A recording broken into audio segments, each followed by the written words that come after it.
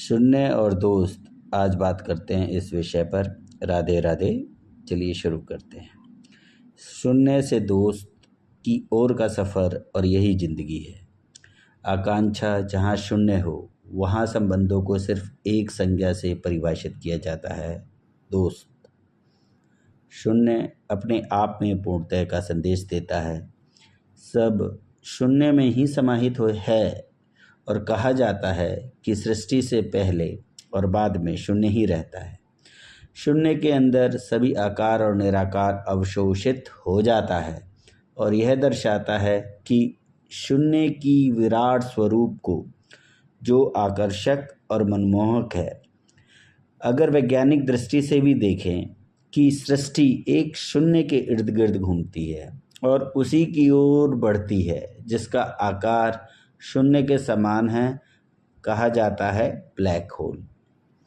जब भी संबंध परिचय कराते वक्त यदि चेहरे पर एक ऊर्जा और उमंग की झलक मिलती है, वह सिर्फ तभी हो पाता है जब शून्य का एहसास बना होता है और तब कहते हैं कि दोस्त है।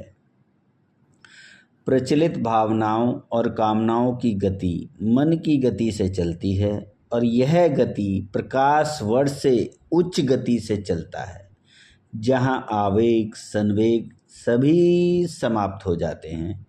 इसे पकड़ पाना या नियंत्रण में रख पाना व्यक्ति के हिस्से में नहीं है और यह नियंत्रण या पकड़ में रखने का एक ही उपाय है, वो यह है कि शून्य को प्राप्त किया जा सके।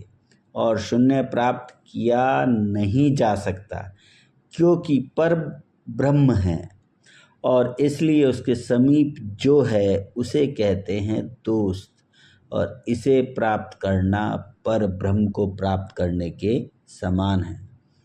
दोस्त की उपाधि किसी भी व्यक्ति के लिए प्राप्त करना उतना ही कठिन है जितना कि ईश्वर का साक्षात्कार करना।